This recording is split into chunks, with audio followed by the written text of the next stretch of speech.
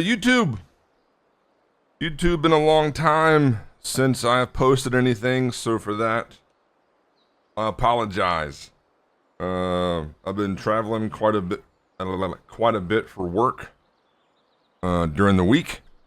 So unless I play all my rounds and record them and upload them and edit them and all that kind of stuff, all pretty much in the same day, like from Monday to Thursday, the past couple weeks has been not possible. So my apologies for that. Although I haven't missed too much the past 2 weeks or so, I've not played very well. Hit the ball okay, just in the wrong spots to score and make putts, but that happens. But that's been the reason sort of been AFK for the past 2 weeks. I've been home for the weekends, and then Monday to Thursdays usually I'm gone, and it's hard to record or impossible to record while you're in a hotel room. so yeah. This is going to be controllers again. This is the third video of the controller, let's say video series, and it would be the final one. This will be the last video on controllers. We're going to tie it all together. We're going to tie it all together because there have been, in my opinion, some changes of thought that I have in the past couple days. Duck would be a, well, it's true. You're right about that, Duck. But not too many practice swings this one. So this is going to tie it all together because it started off over here, and now it sort of went all the way over here. So we kind of have to tie it all, bring it all back together for more of a succinct final thought on controllers. Because, like I said, I had one thought, and then I had a different thought, and now I have another thought. And then, and then we'll put it together here soon. All right. First thought. Let's take a step back. We're gonna have a little bit of a history lesson here. History lesson. The reason controllers are a hot button issue stems back from PGA Tour 2K23. That's where it all started from, in my opinion, because there was a massive difference in controllers, and the reason has to do with the polling points, or the Hertz, HZ, the polling points of your controller.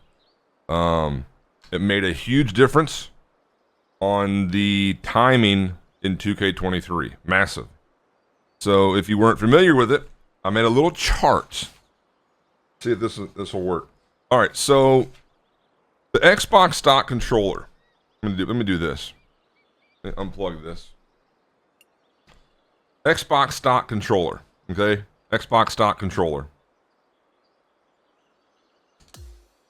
Okay, this controller is 125 hertz, which is the lowest. I don't know of any other controller that goes lower than 125 hertz.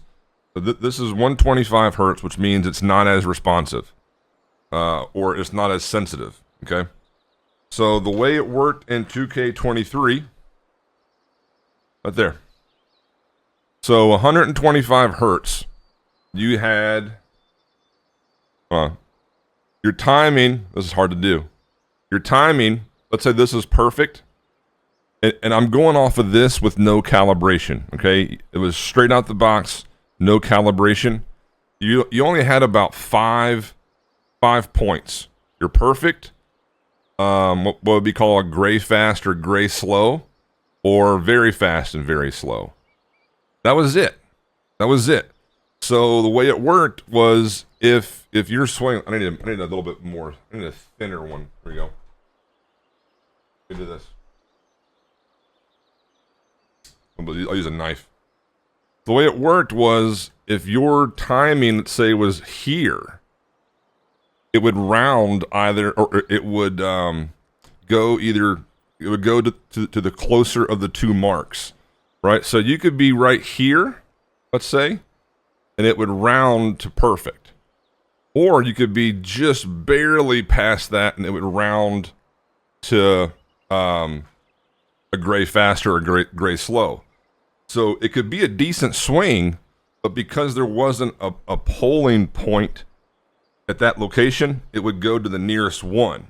So it was very, very unreliable. There wasn't enough sensitivity. And then the problem, though, was, okay, well, if you kept missing points or you kept missing timing, you would calibrate, and then the only thing the calibration would do, it would shift the perfect either to one of these 5 points. It would just shift them. So it still had that rounding error. That was the Xbox stock controller, okay? And as you can see in this game, and do this. In this game, okay, I'll show you what the swing looks like, or at least what my swing looks like. Okay, I'll do like 3 or 4 so you can kind of see. Look at the line. Okay, look at that line. See how it's just odd looking. Now, I'm a pretty good swing. I got a pretty good thumb control here. But see how it's just all over the place, okay? That's the Xbox stock controller. It works the same if you have the Elite, Xbox Elite controller, with the paddles. Same thing. It's a little bit better. The Elite is 125 hertz. That's pretty good. The Elite is still 125 hertz. But you can see it's a massive difference. That's pretty good. So the Elite's a little bit better. The Elite's better. I'll give that credit. So the stock controller, no good. Do not use it. The Elite controller, I think, has some viability to it. That's pretty good. But it feels like it's not registering the finer details. Or like if it's perfect, it's perfect. But if it's just not, it's not an accurate line representation of what you're doing. But the Elite 2, I think, with some practice, could be viable. Although I wouldn't recommend it. It's 125 hertz. Okay. Now, we got, let's go this. The Razer V2. This is the Chroma. There is one that's not the Chroma. It's just the V2. This is 250 hertz. Same thing. 250 for Matt. There you go. 250. It works the same way. So back in 23, you had more points that your perfect could land on. So it was a little bit more sensitive, but still forgiving. Whereas, okay, I could hit it right. Oops, I could have a timing right there, and it would round still to perfect, or at least it would be what was called a tick fast or tick slow. You had some wiggle room. It wasn't like it wasn't either really good or off the map. So that was 250 hertz, and that was pretty much towards the tail end. The overall meta for the game was a 250 hertz controller. It gave you enough sensitivity, but enough forgiveness. So with that being said, here we go. V2. Plug it in here. V2. Okay. Now watch the line. Okay. Same swing method. Oh, hold on.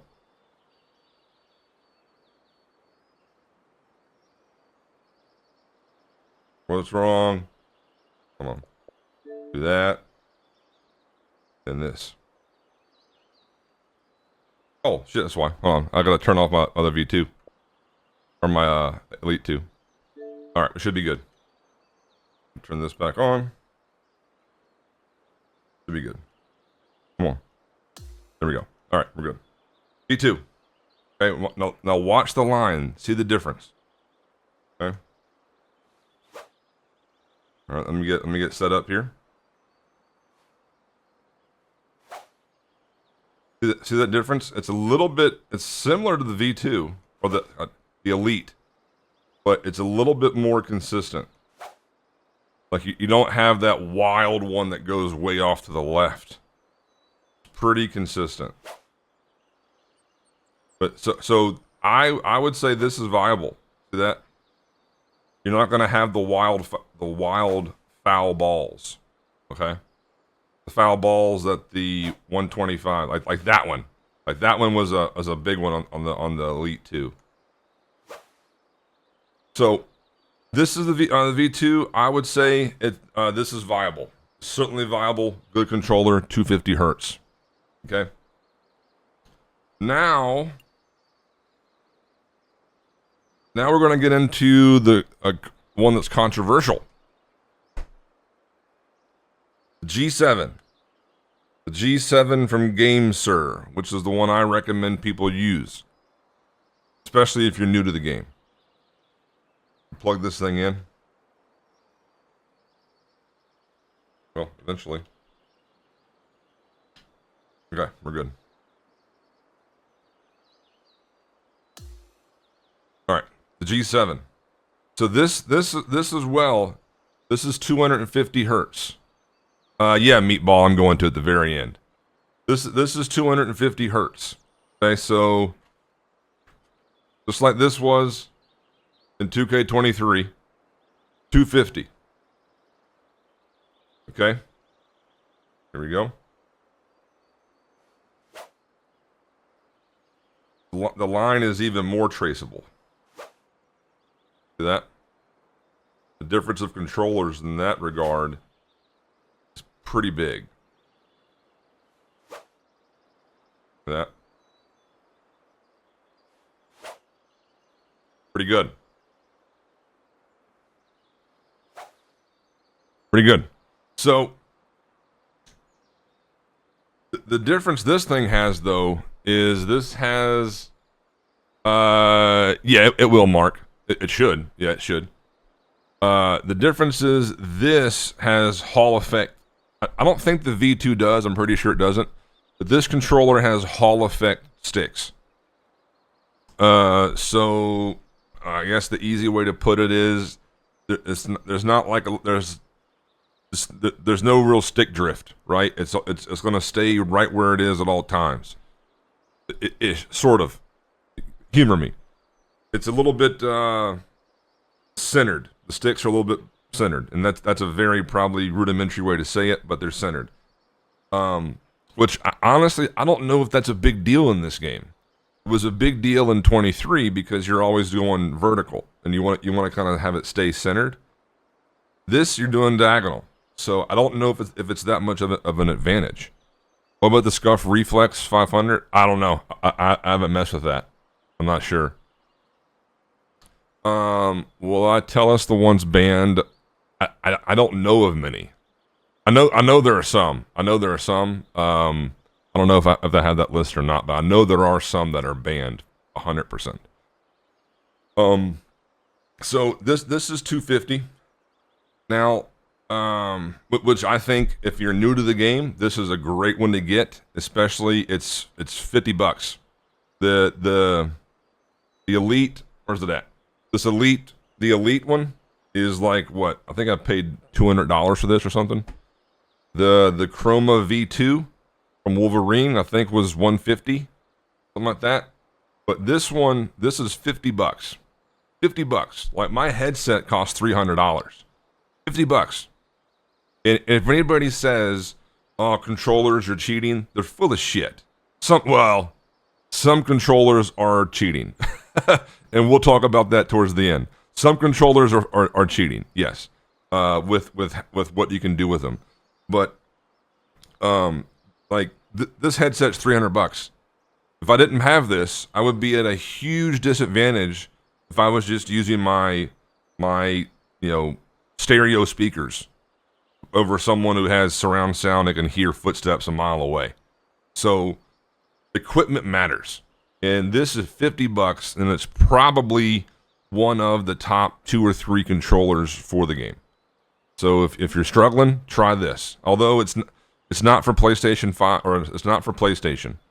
I know they make one for PlayStation, but I have not heard good things about it. So do with that what you will. But if you're on PC or Xbox, this. Now, here's where my mind has changed a little bit. And it may be recency bias. I don't know. So there was 125, there was 250. Now you got the 500 hertz. There you go. 500 hertz. So this was the timing meter in 2K23. So you can see there's more points to hit better shots. So look, here's the difference. There's 125. There was 500. So it was a bit more sensitive. So the V2 the G7, you can change it to 500 or 1,000. I would not recommend 1,000, but do with that what you will. See, the 1,000 was this. That was the 1,000. Pretty close to that. You can see the difference between that and that, or that. See, it was more sensitive, but with more sensitivity, there comes less forgiveness. So you want a balance, and that's where that 250 and that 500 kind of come into play. I would not recommend 1,000 hertz for this game. You could get away with it some in 2K23 if you were good with your thumb control. This game would not recommend it. So the G7 can be swapped to 500 or 1,000. Although I do believe the PlayStation caps, or might be Xbox. I forget which one. One of the consoles caps it at 500. So even if you make it 1,000, let's say you play on PC, you make it 1,000, and then you plug it into, I want to say it's Xbox. You plug it into your Xbox, it's capped at 500 anyway.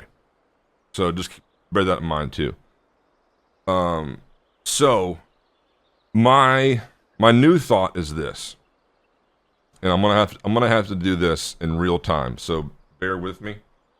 I'm gonna show you the PS5 controller. So we went over the Xbox stuff. Yeah, let me show you the PS5 controller. So give me like a minute to swap consoles here. So if you're watching this on YouTube, just fast forward. Brrr. Give me a second. Let me do this. Excuse me. And then I'll just do it this way. All right. All right, so that's all done. Okay, now we're going to swap over to PlayStation. I'm going to have to kind of step around to the side here to, I got to reset my audio extractor because it's going to a different console. It'll show the picture, but it won't have the audio with it. So give me a second. I don't think it will. I'd be very lucky if it does pick up the audio, but I doubt it will. It did. Oh, nice. Wow, that saves me some time. Okay. So, PS5 controller. See that? All right. Don't look at my my code here. Okay. Do you still keep the same 2K account? No. Like it's not. Well, it's linked. Hold on. How do I put this? The easy answer is no. I don't think so. Like I did keep some stuff, but like all my like fittings, my upgrades, all that, it wasn't cross play like that. But like it was weird. I had enough. It gave me like enough attribute points to make my character high level, but I have to still have to get the VC to do it. This is kind of strange. All right. PS5. I wish it was crossplay. That'd be great. So the PS5 controller. Okay. Now we're on that 500 hertz. Oh yeah, 500 hertz. Okay. Now the Edge, I have an Edge over there in my closet. The Edge DualSense is 1,000. I don't recommend 1,000 for this. I mean, maybe some people play pretty well with it. I would not recommend it, but I'm sure if you're honed enough, you can probably get away with it. Okay, you saw the last 4 controllers and how they react. This is the PS5. Okay, take me about a minute or two, or not. I mean, give me 2 or 3 swings to get sort of calibrated to this, how it feels.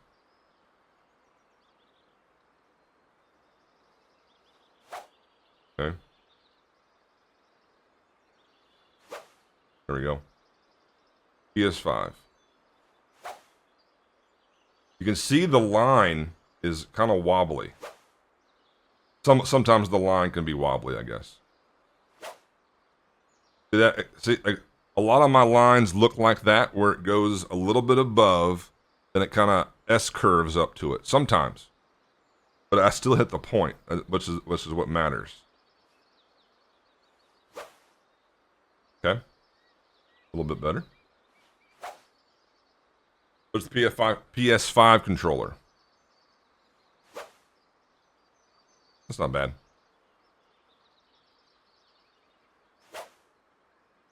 See, I don't mind that miss because I know I can fix that later. There we go. See that? So, here's my conclusion. Here's my conclusion. I'll keep doing it. Yeah, give me like 3 more perfects. Well, okay, hold on. Yeah, see, if that's my miss, I can allow for that. 1, 2, 3. All right. My conclusion is this.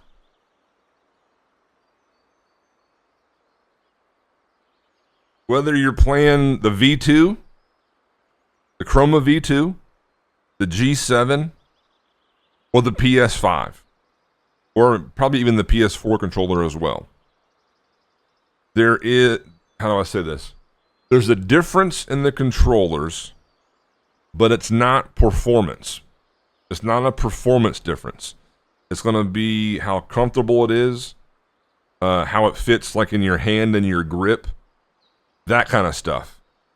It's not going to be an automatic point and shoot. Well, if I had the G7 or the V2 and this guy has the PS5, or sorry, if this guy has G7 and I have a PS5, the PS5 controller is at a disadvantage. 100% not the case. In fact, I have made the decision a few days ago, I'm actually swapping to PlayStation. Because I actually prefer the PS5 controller over the G7, the V2, and especially the Xboxes, the Xbox stock controllers. I prefer the PS5 over the G7 any day. Any day. I can sit here and do this for the next 3 weeks. So I don't know where the sentiment came from. That it might be maybe something I pushed by accident, saying how good the G7 and V2 are. They really are good, especially if you're new to the game at the G7. But the final thought is, if you have a PS5 and someone else has a G7 or V2, you're not at a disadvantage. Now, the other controllers may would fit you better if, based off hand size or swing technique or whatever, but the actual performance there is no difference. The performance factor is you, not the controller. Is you. So take that for what it is or what it's worth. That's the final thoughts. That will wrap everything up. That will wrap everything up as far as the controller series. Final conclusion. Controllers don't matter unless they're the Xbox controllers, the stock controller and the Elite. Those two, if you have them, get rid of them. Do not use them for this game. The G7, the V2, those are the two most popular for the Xbox and the PC, I think. Those two compared with the PS5 or PS4 controller, performance-wise, there is no difference. It comes down to comfortability, how you hold it, if it fits better in your hand or not, one or the other, how you swing. But the inputs are going to be reflective on you and not the controller. That's my final thoughts.